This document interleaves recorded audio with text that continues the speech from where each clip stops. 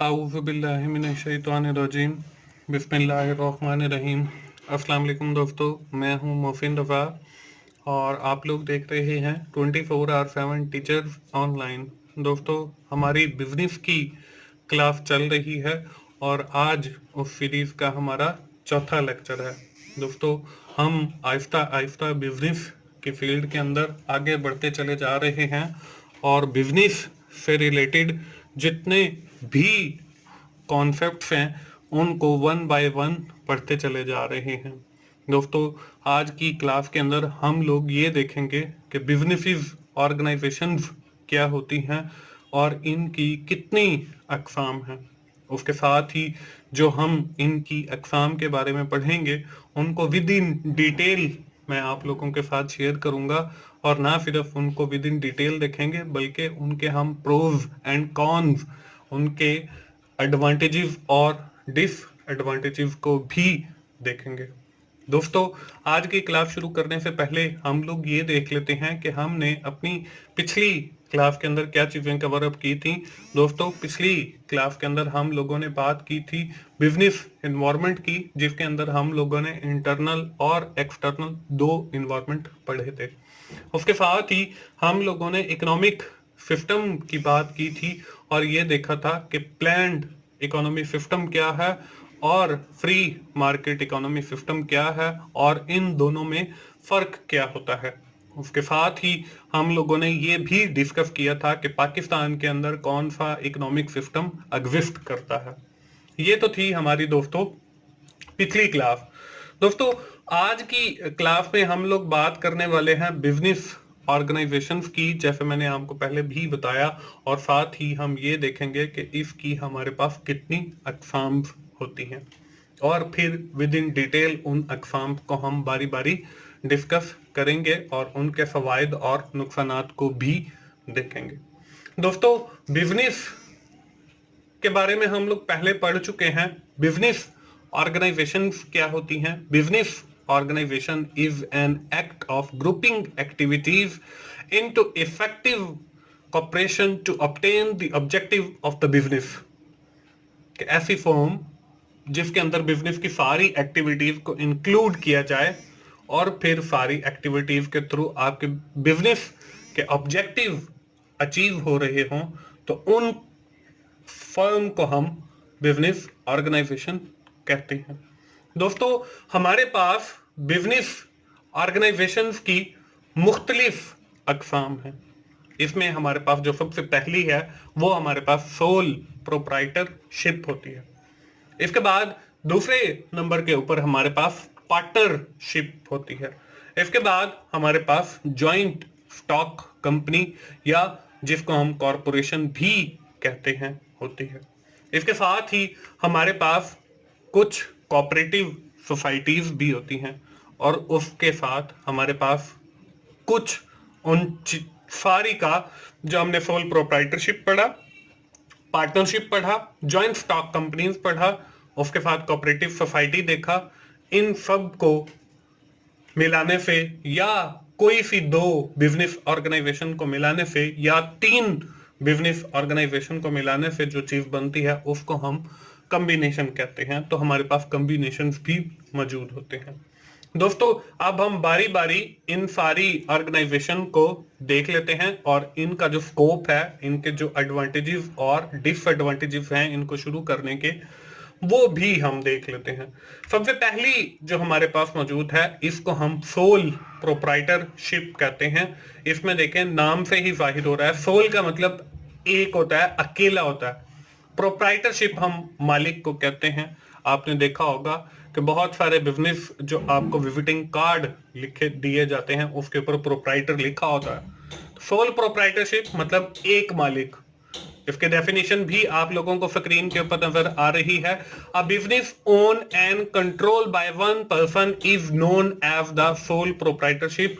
ऐसा कारोबार जो एक आदमी जिसका मालिक हो और वही उसको कंट्रोल कर रहा हो उसको हम सोल प्रोप्राइटरशिप कहते हैं। इसके फवायद क्या हैं? इजी फॉर्मेशन के आसानी के साथ इस कारोबार को शुरू किया जा सकता है। एक ही बंदा मालिक है, जब मर्जी शुरू कर ले। अनलिमिटेड लाइबिलिटी होती है। अनलिमिटेड लाइबिलिटी से मुराद ये है कि वो जितने पैसे मर्जी से कारोबार शुरू कर ले। If we are talking about the third form of the business organization that is known as joint stock company, उसके अंदर हमारे पास लिमिटेड लाइबिलिटी होती है। मीन्स टू से कि उनकी एक खास परसेंटेज होती है, वो उससे ज्यादा उस कारोबार के अंदर इन्वेस्ट नहीं कर सकते और वो जितने पैसे उस कारोबार के अंदर इन्वेस्ट करते हैं वो सिर्फ उसी के लायबल होते हैं। अब सोल प्रोप्राइटरशिप के अंदर अनलिमिटेड लायबिलिटी है, तो इसका मतलब ये है कि वो जो जितना भी पैसा उसके अंदर इन्वेस्ट करेगा उसकी लायबिलिटी भी उतनी ही होगी। इसके बाद the third advantage of sole proprietorship is the single tax. अब उस बिजनेस की जितनी भी इनकम है उसके ऊपर उसने टैक्स पे करना है। सिंगल टैक्स के ऊपर और डबल टैक्स के ऊपर हम उस वक्त बात करेंगे जब हमारे पास डबल टैक्स लिखा हुआ आएगा, तो विद इन डिटेल मैं आपको बताऊंगा कि डबल टैक्स जो है वो क्या होता है। उसके साथ ही आपको ट्रांसफर ऑफ बिजनेस लिखा हुआ नजर आ रहा है। As the death of the sole proprietor the business is transfer to the legal heir of that person who is owner of that business, कि उस पूरे बिजनेस को ट्रांसफर कर दिया जाता है उनके लीगल जो वारसान होते हैं उनको आसानी के साथ। इसके बाद इजी डेवोल्यूशन है कि उस कारोबार को जब मर्जी आसानी के साथ चाहे हम बंद कर सकते हैं।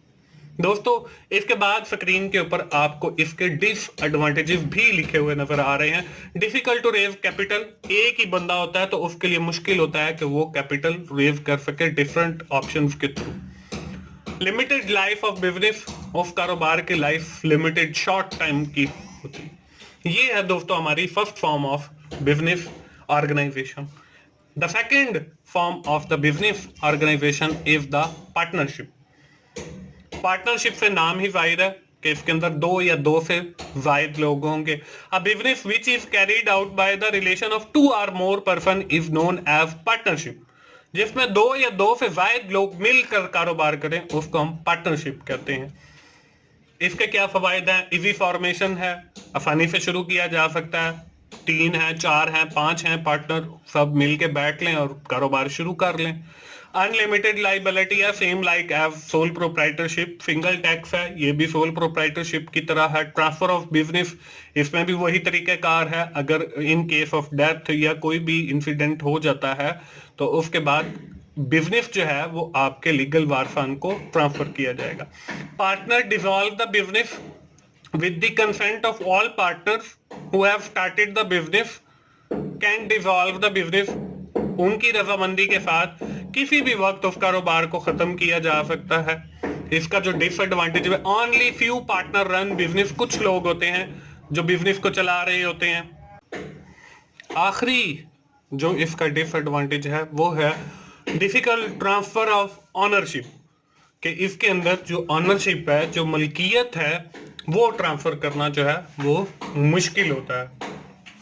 दोस्तों अब हमारे पास जो अगली बिजनेस ऑर्गेनाइजेशन है वो है हमारे पास जॉइंट स्टॉक कंपनी, या जिसको हम कॉरपोरेशन भी कहते हैं। A business which is carried by association of person is known as joint stock company। जो मुख्तलिफ लोगों के मजमूए के साथ किया जाए उसको हम जॉइंट स्टॉक कंपनी या कॉरपोरेशन कहते हैं। दोस्तों इनके एडवांटेजेस भी आपको स्क्रीन के ऊपर नजर आ रहे हैं। पहला जो इसका फायदा है वो है लीगल फॉर्मेशन, कि दैट जॉइंट स्टॉक कंपनी और कॉरपोरेशन इज स्टार्टेड लीगली, कि उसको लीगली शुरू किया जाता है। उसके बाद अगला जो इसका फायदा है वो है लिमिटेड लाइबिलिटी। अब देखें हमने पार्टनरशिप के अंदर और सोल प्रोप्राइटरशिप के अंदर ये पढ़ा कि वहां पे अनलिमिटेड लाइबिलिटी, यहां पे लिमिटेड लाइबिलिटी है। मींस टू से कि ये इसके अंदर जितने भी लोग शामिल हैं उनको लिमिटेड किया जाता है कि वो सिर्फ कुछ एक खास अमाउंट के जरिए उस बिजनेस को शुरू कर सकते हैं। मींस टू से 10 मिलियन, इफ अगर उसके 10 मेंबर हैं तो वो सिर्फ 1 मिलियन इन्वेस्ट करके उसको शुरू कर सकते हैं। तो उनकी जो कैपिटल की है वो लिमिट मुकर्रर की जाती है और फिर वो उसी लिमिट के लिए लायबल होते हैं। इसके बाद इसमें डबल टैक्सेशन है। डबल टैक्सेशन ये है कि जैसे एक कंपनी की इनकम हुई तो एज होल इनकम के ऊपर टैक्स पे करेगी कंपनी, फिर उससे जो प्रॉफिट हुआ और जो उनके कंपनी के हिस्सेदार होंगे उनके दरमियान वो डिस्ट्रीब्यूट किया जाएगा। अब हर हिस्सेदार की जो पर्सनल इनकम होगी उसके ऊपर वो अपना पर्सनली भी टैक्स पे करेगा। तो इस तरीके से ज्वाइंट स्टॉक कंपनी को 2 बार टैक्स देना पड़ता है, मतलब इसके अंदर डबल टैक्सेशन होती है। इसको हम एडवांटेजेस या डिसएडवांटेज दोनों कंसीडर कर सकते हैं। इसके बाद है ट्रांसफर ऑफ शेयर। इसमें कुछ शेयर इशू किए जाते हैं ज्वाइंट स्टॉक कंपनी के अंदर to raise the capital to start that business. तो उनको ट्रांसफर करना जो है वो आसान होता है as compare to the partnership, जिसके अंदर हमने पढ़ा कि बिजनेस की जो ऑनरशिप है उसको ट्रांसफर करना मुश्किल होता है। इसके बाद इसके अंदर आखिरी जो इसका एडवांटेजेस है वो है कॉमन फील या लीगल फील जी भी हम जिसे कहते हैं कि ये जो कंपनी है जैसे लीगली स्टार्ट हुई है तो वैसे ही इसका एक प्रोसेस है कि लीगली ही वो कंपनी बंद की जाएगी। दोस्तों अगर हम इसके डिसएडवांटेजेस की बात करें तो उसमें जो सबसे पहला डिसएडवांटेज है वो है share holder not same mind, के जो शेयर होल्डर होते हैं कई बार उनके जहन आपस में नहीं मिल रहे होते। उसके बाद है separation of ownership and management, कि इसमें जो ऑनर होता है किसी भी कारोबार का उसको अलग रखा जाता है और जो इसकी कंपनी की मैनेजमेंट होती है जो उस बिजनेस को चला रही होती है वो अलग होती है। और कई बार ये सेम भी हो सकती है, लेकिन उसकी जो ऑनर है उसका जो मालिक है उसको बिजनेस से अलग रखा जाएगा। तो ये है दोस्तों हमारे पास तीसरी फॉर्म ऑफ बिजनेस ऑर्गेनाइजेशन। इसके बाद दोस्तों हमारे पास जो अगली बिजनेस ऑर्गेनाइजेशन है वो है कोऑपरेटिव सोसाइटीज। अब कोऑपरेटिव सोसाइटीज में क्या होता है? Cooperative societies are formed for the help of poor people. ये सिर्फ जो गरीब लोग हैं उनकी मदद के लिए बनाई जाती हैं। It is formed by the economically weak person of the society, और ये जो कंपनी के हमारी इकोनॉमी के वीक पर्सन होते हैं उन लोगों के लिए बनाई जाती है। In this form of organization all member enjoy equal rights of ownership, और जो इस कोऑपरेटिव सोसाइटी के मेंबर्स होते हैं उनके पास बराबर के हकूक होते हैं। इसके एडवांटेजेस क्या हैं? इजी फॉर्मेशन, आसानी के साथ किसी भी आप एक इलाके के अंदर रह रहे हैं और वहां पे आप गरीबों की मदद करना चाह रहे हैं तो 10 लोग मिलके जो है आसानी के साथ उस सोसाइटी को बना सकते हैं जिससे लोगों की मदद की जा सके। इसके अंदर भी आपकी लिमिटेड लायबिलिटी होती है, सेम लाइक आपकी ज्वाइंट स्टॉक कंपनी की तरह। इसके बाद इक्वल डिस्ट्रीब्यूशन ऑफ वेल्थ है कि आपके जो दौलत की तकसीम है या जो रुपये पैसों की तकसीम है वो भी बराबर होगी। जैसे हम कहते हैं कि जी हमने किसी बेटी के जहेज फंड के लिए लोगों की मदद करनी है तो अब हर बंदे को वही अमाउंट दी जाएगी जो पहले बंदे को दी जाएगी, या जिसका सोसाइटी डिसाइड करेगी कि 15,000 देना है या 30,000 देना है या 50,000 देना है तो फिर हर बंदे को 50,000 मिलेगा। इसमें यह नहीं है कि अमीर को 1 लाख दे दें और गरीब को हम 20,000 दे दें, ऐसा नहीं होता। इसके बाद इक्वल राइट्स हैं, हर बंदे के बराबर के हकूक होते हैं। दोस्तों इसके बाद आखिरी जो हमने फॉर्म ऑफ ऑर्गेनाइजेशन पढ़ी थी वो हमारे पास कॉम्बिनेशन था। Combination is the association of temporary और परमानेंट ऑफ 2 और मोर फर्म्स। ये परमानेंट भी कॉम्बिनेशन हो सकता है, ये टेम्परेरी भी हो सकता है। मैंने आपको पहले भी बताया था कि कॉम्बिनेशन के अंदर हम सोल प्रोप्राइटरशिप और पार्टनरशिप को भी कंबाइन कर सकते हैं, हम पार्टनरशिप को और ज्वाइंट स्टॉक कंपनी को भी कंबाइन कर सकते हैं, हम सोल प्रोप्राइटरशिप को और एसोसिएशन और जो हमने सोसाइटी पढ़ी है उसको भी कंबाइन कर सकते हैं। और that relation is the permanent और टेम्परेरी, ये आपका मुस्तकिल या आरजी हो सकता है। अब इसके भी कुछ फवाइद हैं। इसमें डिवीजन ऑफ लेबर है कि आपका जो काम है वो तकसीम हो जाएगा लोगों के ऊपर जितने उसके अंदर काम कर रहे हैं। इफेक्टिव मैनेजमेंट है, जब दो बिजनेसेस इकट्ठे होंगे तो उनकी जो मैनेजमेंट है वो भी बहुत अच्छी होगी। डिस्ट्रक्टिव कंपटीशन, जब दो बिजनेस मिल जाएंगे तो मुकाबला किसी और के साथ हो ही नहीं सकता। तो दोस्तों ये है हमारे फॉर्म ऑफ बिजनेसेस। दोस्तों हमने आज की क्लास के अंदर बिजनेस की मुख्तलिफ जो ऑर्गेनाइजेशन है या जो फॉर्म्स ऑफ बिजनेस ऑर्गेनाइजेशन है उनके बारे में पढ़ा। दोस्तों मुझे उम्मीद है आपको ये सीरीज इंट्रोडक्शन टू बिजनेस अच्छी लग रही होगी और आप इससे फायदा उठा रहे होंगे। दोस्तों अगर आपको मेरी वीडियोस अच्छी लग रही हैं तो आप अपने दोस्तों के साथ शेयर कीजिए, कमेंट की सूरत में अपना फीडबैक दीजिए ताकि मैं और ज्यादा इंप्रूव कर सकूं इन वीडियोस को। और मेरा चैनल 24/7 टीचर्स ऑनलाइन सब्सक्राइब कीजिए ताकि मेरा हर आने वाला लेक्चर या वीडियो आप लोगों तक पहुंच सके और आप उससे सीख सकें। दोस्तों मिलते हैं बिजनेस की अगली क्लास में, उस वक्त तक के लिए मोहसिन भाई को इजाजत दीजिए। थैंक यू वेरी मच दोस्तों, अल्लाह हाफिज।